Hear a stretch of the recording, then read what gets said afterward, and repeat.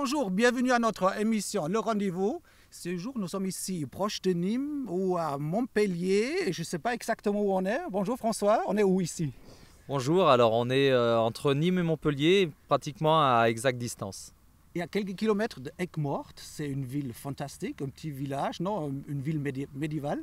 Oui, Aigues-Mortes c'est connu, c'est moyenâgeux, c'est magnifique et ça a été bien entretenu. Ouais. On vient de voir un petit extrait de ce DVD que tu as réalisé il y a quelques temps. Et on parle des chevaux, donc on se trouve où ici sur ton domaine? Alors c'est plus le domaine des chevaux, ici on est carrément dans leur paddock. Et voilà, ça c'est leur environnement, les abris, le foin derrière, voilà, l'espace tranquille où ils vivent en troupeau. On est proche de la Camargue, c'est vrai? Oui, on est à 20 minutes de la mer là, c'est vrai que ça nous permet aussi de temps en temps pour des émissions télé d'aller au bord de la mer quand on a la permission. Donc les chevaux de ce type ici, le cheval de la Camargue, on a l'habitude de voir, n'est-ce pas? Comme dans ton film, c'est le cheval d'ici. Non, bah là, c'est quand je suis venu dans cette région, moi je suis là depuis 10 ans et c'est vrai que la première chose qui m'a impressionné, c'est de voir tous ces chevaux. Dès qu'on fait 1 kilomètre, on voit un cheval dans un pré et voilà, on a l'impression, nous les êtres humains, d'être sur le territoire des chevaux presque. Chaque région a son cheval, c'est vrai un petit peu, donc on trouve dans les régions toujours quelque chose de typique. N'est-ce pas? Ouais, on a dans les Pyrénées, on a le Mérins, on a le Camargue ici. Mais bon, c'est vrai qu'aujourd'hui. Comme toi, ouais. Les oui, poids lourds. C'est ça. Mais c'est vrai qu'aujourd'hui, avec les moyens de transport et tout ça, et puis bon, on n'a plus la possibilité d'avoir des chevaux que pour le travail. C'est plutôt du cheval de loisir. Ouais. Donc une personne comme moi, si d'un seul coup j'aime le pur sang arabe, je vais avoir des purs sangs arabes ici, ça ne présente aucun problème. Mais il reste encore, en effet, les races qui sont un peu attribuées aux régions. Dans ton film, on ne voit pas forcément un Jean-François Pignon sur un cheval pour faire du hippisme ou pour la course ou pour le dressage. C'est plutôt un cheval qui est... Tu es en contact avec ce cheval, c'est ton ami. C'est notre relation qu'on a l'habitude de voir à la télévision, n'est-ce pas? À la télévision, c'est des points, la vitesse, combien d'obstacles il a ramassé. Tu n'es pas dans ce genre de sport. Non, alors ce qui est rigolo, c'est que le pire dans cette histoire, c'est que moi, quand j'étais enfant, j'étais très compétitif et très dans la compétition. Ouais. Et je me rappelle que mes parents m'avaient offert un poster.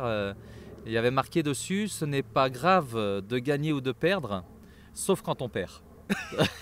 Ça représentait vraiment ce que j'étais. Et d'ailleurs, je me rappelle à l'époque, je n'avais pas très bien pris le fait de recevoir ce poster. Je l'avais pris vraiment pour moi, c'était le cas d'ailleurs. Mais aujourd'hui, voilà, je suis complètement dans un autre univers. J'essaye de me rapprocher au maximum et de plus en plus du monde du cheval, ce qui n'est pas si simple que ça parce que c'est un monde qui est très différent. Alors, quelques extraits de son DVD. Oui. Je pensais qu'elle serait venue chez nous. Vous aviez l'air de vous apprécier tous les deux. Mais ça veut dire que... Qu'elle est à toi. Merci. Qu'est-ce qu'il est fine, dis donc? Il a une gazelle. Ah ouais, on pourrait l'appeler gazelle. Vous te la mets? Dans l'enclos, si tu veux.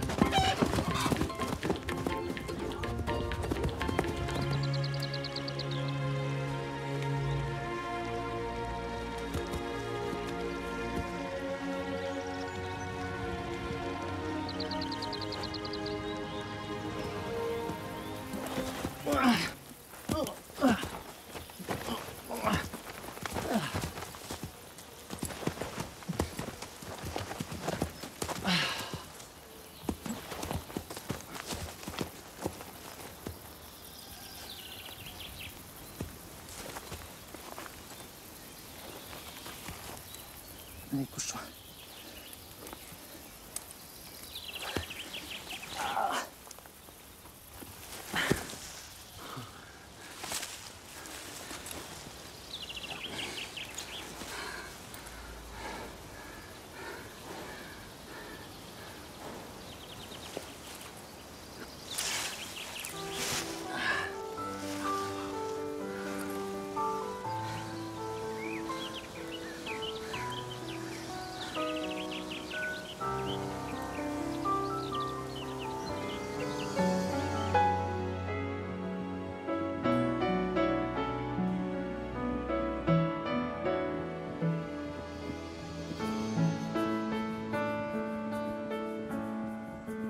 Merci pour la croix, Seigneur. On voit des très belles images, même certaines vues aériennes, hélicoptères, des images très bien choisies. Comment ça se fait que tu es devenu réalisateur film-cinéma? Alors, je suis devenu réalisateur pour la simple et bonne raison, dans un premier temps, de vouloir dispatcher des messages. Parce qu'en fait, depuis que je suis converti à Dieu... Converti à Dieu. Alors, tu as trouvé la foi biblique ou qu'est-ce que tu veux dire là? Tu es venu... Bah oui, en fait, c'est... Ouais. Tu étais musulman avant? Non, j'étais... Athée pratiquant? Non pratiquant? J'étais athée en fait, Ouais. complètement. Et pour moi même, ça allait assez loin, ma façon de penser. J'étais assez peu tolérant. Et justement, quand les gens me parlaient de Dieu et qui croyaient en cette chose que personne n'a jamais vue, je me disais, mais c'est soit de la stupidité, soit de la faiblesse. Parce que, naïf, ouais. ben oui, parce que je me dis que les gens qui croient en Dieu, c'est des gens qui ont peur de la mort, c'est des gens qui se raccrochent à quelque chose et qui ne sont pas finalement assez sûrs d'eux pour avancer dans la vie. Et alors ça me fait sourire aujourd'hui parce que le fait que moi je puisse dire que je crois en Dieu... Tu savais qu'est-ce que tu pensais de ces gens, ouais. Je me dis, mais si ce Jean-François-là rencontrait l'ancien Jean-François, ça donnerait quoi? Un bon film peut-être. Un bon scénario. J'y ai pensé. Ouais. Mais en tout cas, ce qui est étonnant, c'est que aujourd'hui, le fait que je crois en Dieu, je me suis jamais senti aussi fort en fait. Et c'est rigolo parce que... Et tu es devenu réalisateur malgré tout. Donc, comment ça se fait? Tu as entendu une convoi, Jean-François, faire un film? Ou c'était comment là? Alors, ce qui est rigolo, c'est que... finalement, tout est drôle dans cette histoire, sauf que Gazelle, le film, moi, j'avais pas vraiment envie de le faire. Et je pense que je me suis comparé souvent à Noé dans cette histoire où, imagine-toi, on arrive, on te dit, voilà, il faut que, faut que tu construises un bateau, que tu amènes toutes les espèces et tout ça, c'est quand même un projet de fou. Et ce qu'il faut savoir, c'est que, je ne sais pas Noé comment il avait, lui, au niveau de l'expérience pour faire un bateau, mais en tout cas, moi, pour faire un film, j'avais pas d'expérience. Il y a beaucoup de gens qui me disent, mais si, tu as participé au film Danse avec lui, et je pense que les gens ne se rendent pas compte le casting, le budget. Il y a tellement de choses qui sont invisibles dans un film. Il faut trouver des bonnes têtes, comme le vieux qui joue dans ton film. Tu vas trouver déjà le casting, hein, des bonnes personnes qui jouent. Après, il faut les payer, le budget, le matériel.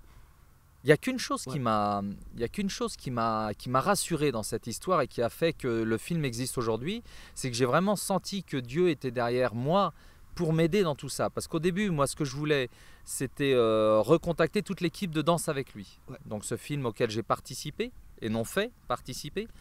Et c'était facile, hein. J'arrivais, je mettais les pieds sous la table, j'avais préparé les chevaux. Bon, il y avait quand même du travail de préparation. Après, le rôle d'acteur que j'ai dû faire dans ce film-là, il n'était pas si compliqué que ça non plus, même si je veux dire que j'étais pas doué pour ça. Mais en tout cas, j'ai pu le faire, mais coaché. Et puis il y avait des phrases très courtes et c'était pas très compliqué. Maintenant, le fait de sentir que j'étais poussé à réaliser un film, ça m'a pas affolé dans un premier temps parce que je pensais pas que ça allait se passer comme ça. Et je pense que heureusement, parce que ça soit financièrement où on parlait du travail, du casting et tout ça. Je savais rien et c'est pour ça Heureusement. que c'est pour ça que j'ai avancé là-dedans. Et je pensais même au début que j'allais être accompagné. Ouais. Donc j'ai recontacté l'équipe de Danse avec lui, les caméramans, les acteurs, enfin bon, et il y a beaucoup de... Enfin pas les acteurs justement, j'avais senti qu'il fallait pas qu'il y ait une possibilité... Mélange. Non, c'est pas ça. J'avais reçu concrètement dans le songe qu'il fallait pas que j'ai un comédien ou un artiste connu qui puisse faire que ce film marche grâce à ça. D'accord. En fait, ce film, il fallait qu'il vienne de nulle part, quelque part. Et en me choisissant moi, je crois que Dieu a fait un bon choix parce que dans le cinéma, j'y connaissais rien du tout. Et je ne vais pas dire aujourd'hui que j'y connais, mais en tout cas, ce que je sais, c'est qu'on a réussi pour finir, à avancer dans cette aventure et puis à mettre ce film qui a réussi à bousculer les cœurs. Alors pas forcément bien, mais en tout cas, ça a touché les gens. Quelques extraits. On regarde un petit peu la suite.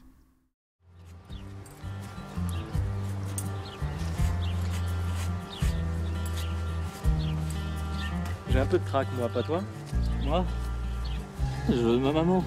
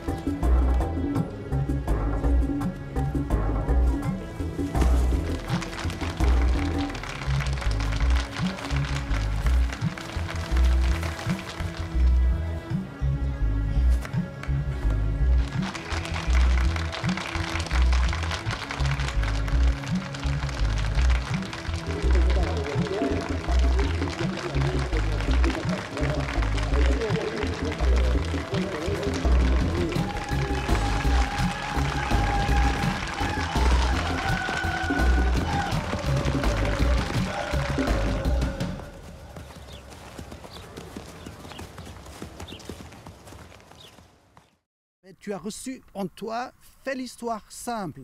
Qu'est-ce que ça veut dire, faire simple? Alors que j'avançais dans le projet avec toutes mes incertitudes, toute ma certitude à ne pas être à la hauteur, parce que faire le film pour moi c'était mission impossible. Et il y a une nuit, j'ai vu, j'avais pas les nuits toutes sages à cette époque-là. Tu as senti un contre-courant un petit peu. C'était bousculé dans ma tête. Ouais. Et en même temps, c'était génial parce que je recevais des infos. L'orage de la tête. Et un jour, enfin une nuit, j'ai vu plein de légumes, comme pour faire une ratatouille. Je ne sais pas pourquoi, je ne suis pas plus fan de ratatouille que ça. Grâce à ma femme maintenant un peu plus, mais quand même. Et donc les légumes, j'avais la qualité, la quantité, je coupais et je préparais, je mettais dans la marmite. Et à un moment, je me vois en train de prendre du sel et rajouter du sel. Et là, j'ai une main qui arrête ma main, qui stoppe ma main. Et alors c'était incroyable parce que je me suis levé avec ça dans la tête, mais c'était très, très précis. Je me voyais couper les légumes, je me voyais faire ça, et à la fin vouloir rajouter du sel, mais j'y arrive pas, il y a une main qui me retient.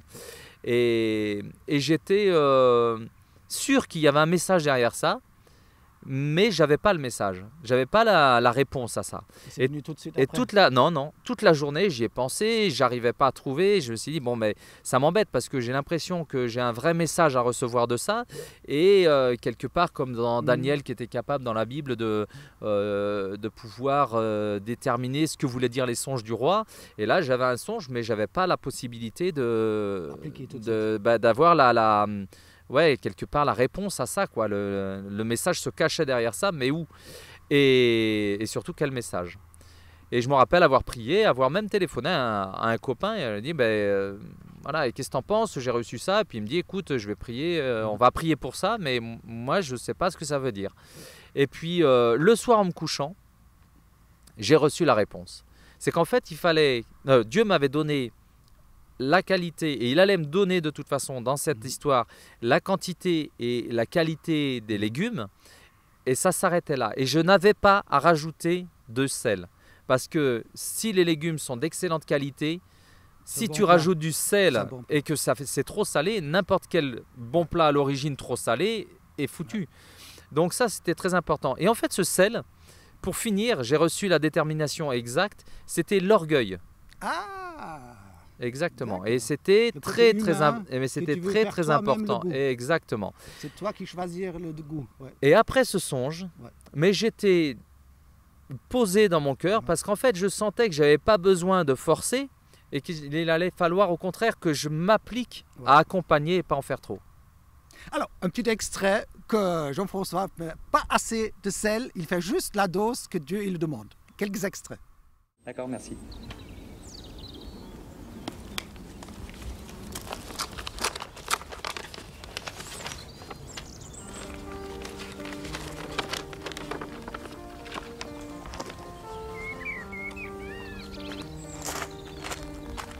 Bah t'en fais une drôle de tête, qu'est-ce qui se passe?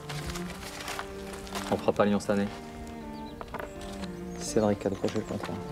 Je croyais qu'il voulait absolument le numéro de l'homme de Cro-Magnon. Ah mais regarde. Et il leur propose de le faire. Je suis sûr pour moins cher. Sympa le frangin. Je l'appelle.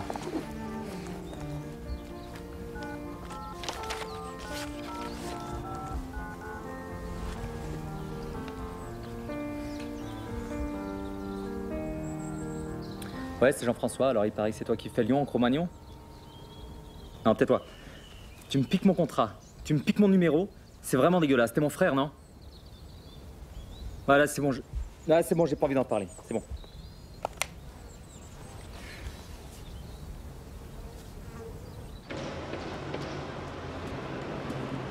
Il y a des portes qui sont déjà prévues à l'entrée. Parce qu'il faudra fermer les deux bouts, hein. Il faudra fermer là-bas et là-bas. Pour demain, il faudra moins mouiller la piste.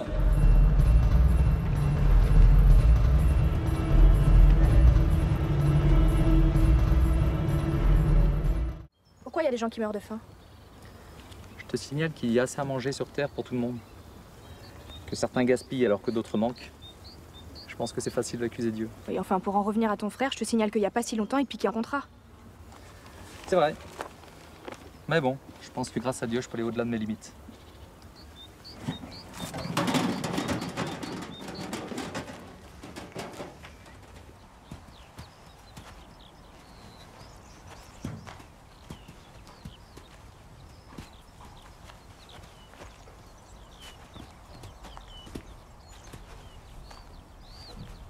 Bonjour.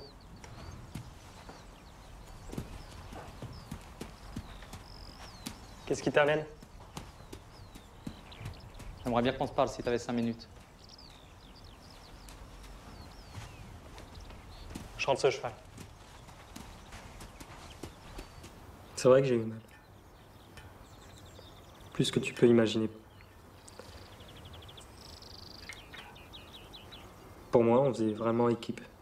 Il n'y a rien qui aurait pu détruire ça. Et il y a eu ce jour où un organisateur est venu te voir pour un salon. Tu m'as ignoré. Je crois en Dieu maintenant et je vois les choses différemment. Je voudrais vraiment me réconcilier avec toi.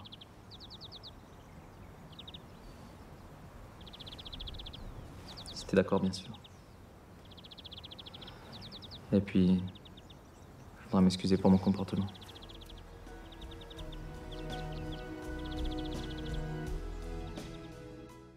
Il semble que dans ce film, on voit des belles extraits, il y a un thème qui revient régulièrement de pardonner les uns les autres ou pardonner aux autres, même si l'autre n'a pas demandé du pardon. Tu rentres dans un sujet qui... Allô, pardonner aux gens. Ouais, mais quelque part, c'était pour moi une chose d'un seul coup qui était évidente, parce que c'est vrai que quand je lisais la Bible, tout simplement, ça a été une des premières choses que j'ai vues, ça a été ne pas faire la guerre à son frère. Et puis cette histoire de aimez-vous les uns les autres quand même, c'est pas on doit aimer les uns et puis les autres on doit juste les respecter. C'est vraiment on parle d'amour, et c'est donné comme un ordre. Donc moi c'était tout simplement après tout répondre tout simplement aux écrits quoi. Mais pardonner aux gens qui demandent même pas pardon. Prendre le téléphone et demander pardon. Tu osais de prendre l'initiative et demander pardon. C'est quand même fort. Il faut oser, il faut le faire. Alors justement, ça c'est une des choses qui est très importante, c'est que quand je parle à ma cousine dans le film, je lui dis, mais je lui parle d'abord des paroles de la Bible. Et pour moi, ce qui est très important dans le pardon, c'est justement de ne pas y aller tout seul, de ne pas avoir quelque part l'orgueil de partir dans cette mission qui est très fragile, parce que aller demander ou aller pardonner à quelqu'un, si cette personne en face fait de l'abus de pouvoir et qu'il en profite pour t'assommer, c'est un vrai problème quoi. Ça peut être même pire. Alors le but du jeu c'est vraiment de se dire ok, je vais pardonner, je vais en priorité prendre Dieu par la main et puis aller au pardon avec ça. Et avec ça, je pense qu'il n'y a aucun problème. Mais peut-on parler d'une certaine technique du bien-être, que quelque part, quand tu arrives à pardonner quelqu'un, que tu reçois une certaine libération. C'est ça qu'on voit dans le film. Tu pardonnes, tu expliques aux autres, aussi à ta nièce, de pardonner à ce propriétaire, et on rentre dans une autre sphère. C'est vrai que tu as vécu ça? Que tu prends le premier pas de pardonner? Oui. C'est très fort dans le film, c'est le message presque. Pardonnez, écoutez les gars, pardonnez les uns les autres. Mais quand toi, je ne sais pas si tu as déjà eu la possibilité d'aller justement réparer une rivalité ou une tension comme ça. J'ai beaucoup de peine, j'ai appris dans ton film. J'ai appris beaucoup. Ok. Mais en attendant, quand tu fais ça, moi quand j'ai fait ça pour mon frère, on voit typiquement dans le film, ça a été mon premier geste pour Dieu quelque part, comment servir Dieu. Et du coup, d'aller voir mon frère et de le prendre dans mes bras et d'avoir ses larmes et tout ça, ça m'a fait un tellement grand bien. Ça a été libérateur, comme un fardeau que tu laisses vraiment au sol. Et quand tu vis et quand tu vis pas dans le cinéma, attention, hein. Et quand tu vis une chose aussi puissante que ça, il est normal que quand tu découvres un truc extraordinaire, que tes proches, tu veuilles leur faire profiter de ça. Et c'est cet élan que j'ai encore aujourd'hui, c'est de me dire mais restez pas avec ça dans le cœur, parce que quand tu prends Dieu avec toi et que tu pars à la mission du pardon, et quand tu vois le bien-être que ça fait, alors pour la personne que tu pardonnes évidemment, mais pour toi-même. Mais du coup, tu te retrouves dans je suis peut-être heureux, dans la complète sérénité. Donc même aujourd'hui, c'est pas seulement une bonne technique pour faire un bon film, mais même aujourd'hui, c'est un style de vie de Jean-François Pignon, le pardon. Ah mais c'était pas, de toute façon, le but du jeu, c'était jamais de faire un film, hein. C'était de répondre aux écrits de la Bible et de faire complètement confiance à ce livre en disant que de toute façon, pour moi, c'est un manuel d'utilisation pour l'humanité. Donc tu as un problème, tu regardes la Bible, tu auras la réponse. Et évidemment que le pardon, il est omniprésent, l'amour fraternel et envers tout le monde, il est très très important. Et du coup, non, je dirais c'est un état d'esprit aujourd'hui. Et j'espère avancer de plus en plus. Moi, le souci que j'ai aujourd'hui, et c'était le but du film, c'est comment être aussi efficace avec le monde entier que ce que j'ai pu l'être avec la cousine. Alors, un petit extrait de notre DVD. Bonjour. Assieds-toi.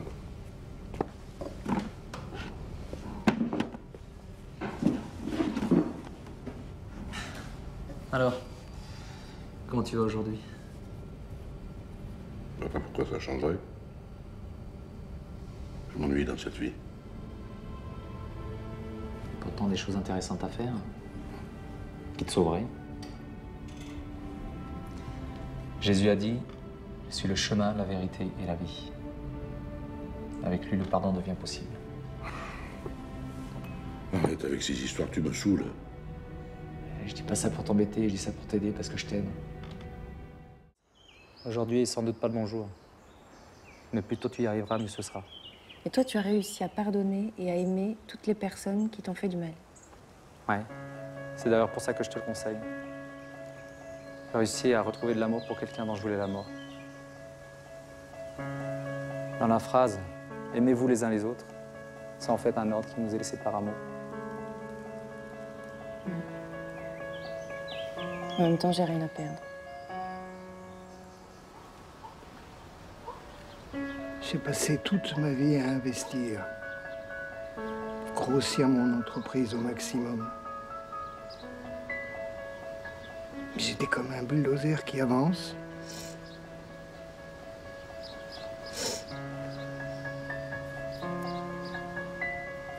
Le problème, c'est que ce bulldozer, en avançant, a cassé des gens.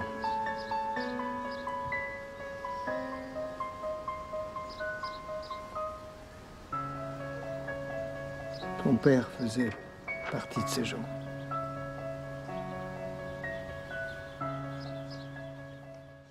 Alors, on a bien compris qu'il y a deux sujets, c'est des chevaux qui sont autour de nous. Le pardon à appliquer, comme tu nous enseignes déjà dans la première partie. Qu'est-ce qu'on peut retirer aussi, cette relation entre les chevaux, toi, la relation avec les chevaux, et qu'est-ce que tu as appris quand tu travailles avec des humains comme moi qui arrivent et des enfants et monsieur tout le monde? Il y a différentes phases, il y a différentes étapes. Comment tu vis? Alors c'est rigolo parce qu'il y a une personne qui m'a dit une fois, qui a vu le spectacle et qui m'a dit « mais tu es avec tes chevaux comme Dieu est avec nous ». Et j'ai trouvé que c'était intéressant, mais je n'avais jamais, moi, eu ce recul-là. Et c'est vrai que, par exemple, avec un cheval, tu peux vraiment, si le cheval n'est pas à sa place, voilà. Là, j'ai donné toute la sensation d'être fort, mais j'ai été juste, j'ai pas tapé. Mais si elle avait pas bougé, j'aurais tapé.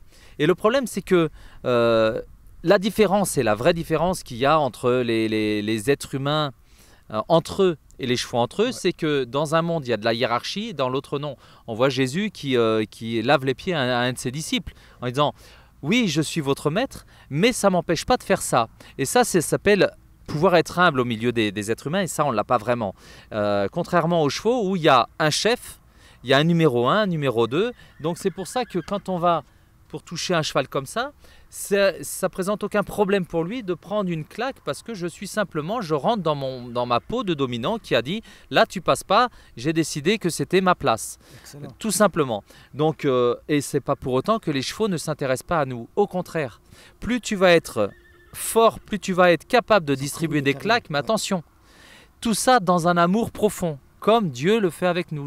Justement, j'allais dire que le rapprochement qu'a vu cette dame, c'était justement la puissance que Dieu peut avoir et les claques divines qu'on peut prendre dans nos vies. Et à côté de ça, mais c'est toujours dans ton intérêt parce qu'il t'aime de toute sa force, comme tu peux être avec tes enfants. Ce que je sais, c'est qu'avant, je concevais pas qu'on puisse être dans l'autorité sans être en amour. Et ça, c'est une vraie chose qui a changé depuis que je crois en Dieu. C'est vraiment c'est de dire... avant, je me rappelle quand je travaillais mes chevaux, par exemple, j'étais toujours en train de me poser la question, est-ce que je fais pas trop fort? Est-ce que je fais pas assez? Et j'étais toujours en train de me dire, c'est un juste milieu très fragile. En fait, ce juste milieu, il n'est pas si fragile que ça. Tu peux te permettre de faire des maladresses physiques, mais il y a un truc dans lequel tu ne dois pas te permettre de faire des maladresses, c'est de rester dans ton cœur tout en amour. Et ça c'est vraiment le moteur que j'ai pu apprendre. Et du coup, ben, ça aide vraiment à se relâcher et à partir sans complexe. Tu veux savoir? Oui. Bah, alors on commence? Ça fait combien de temps qu'on est là? 1 minute. Ben, ça fait 1 minute que ça a commencé. En fait, il faut bien le comprendre. Pouvoir y dresser. Qu'est-ce qu'il aime, le cheval? L'herbe. Oui. Mais l'herbe, il n'a pas besoin de toi pour la manger. Il lui suffit de baisser la tête. Écoute. Bah, j'entends rien. C'est ça. Il aime le silence. Il aime le silence et le calme. Jean-François, avec ton film, tu veux toucher la population française. On sait la France, 66 millions, la francophonie, 300 millions. Dans ton film, on parle français. Donc le but, c'est quand même toucher des gens qui parlent français. Et tu touches finalement ton public? Alors, oui. L'accueil est favorable. Alors c'est quand même, moi je suis assez ambitieux comme garçon. Et le but du jeu, c'est de toucher le monde entier. Parce qu'il y a même le DVD, on l'a fait traduire en 4 langues. Donc il y a allemand, français pour les sourds et malentendants, mais donc c'est sous-titré, anglais aussi et espagnol. Et je compte pas m'arrêter là, je compte vraiment faire une version internationale. Et pour reparler des Français, c'est vrai que y a pas mal de Français qui se sont braqués. Alors on va avoir droit à un petit... J'ai pas mal de Français qui se sont braqués, qui se sont même amenés à sortir de la projection. Et du coup... Parce que quelque part, on n'a pas l'habitude de parler de Dieu et la foi quand on a un film au cinéma. Donc, le sujet de Dieu, c'est pour les églises, pour les vieux, c'est pour les catholiques et pour les évangéliques. Et toi, tu pries ces lois, tu dis dans mon film, la beauté des chevaux, mais je vais parler de Dieu, je ne m'en gêne pas. Il faut oser, non? Ben en fait, moi, j'ai pas eu la sensation d'oser quoi que ce soit dans ce film. Je l'ai fait tout naturellement et tout simplement comme je l'avais reçu. C'était ma vie qui avait été comme ça. Finalement, le vrai scénariste, c'est Dieu. Parce que j'ai raconté ma vie. Et c'est vrai que les Français, il y en a pas mal qui se sont braqués là-dessus parce que quelque part, c'est trop puissant. Et comme on disait, un Américain qui parle au français, ça passe. Et un Français qui parle au français, ça passe pas. Mais à la limite, je dirais, tout va bien parce que nul n'est prophète dans son pays. Ok, tu es prophète malgré tout en France. Dieu, il a encore un grand chemin avec toi, ça c'est sûr, c'est certainement le début. On aura certainement Jean-François Pignon encore sur notre plateau, improvisé ici. C'est que le début d'une collaboration, j'espère. Au revoir et shalom depuis ici. On est où? On est à Calvisson. Oui, Calvisson, en Camargue. Au revoir et shalom.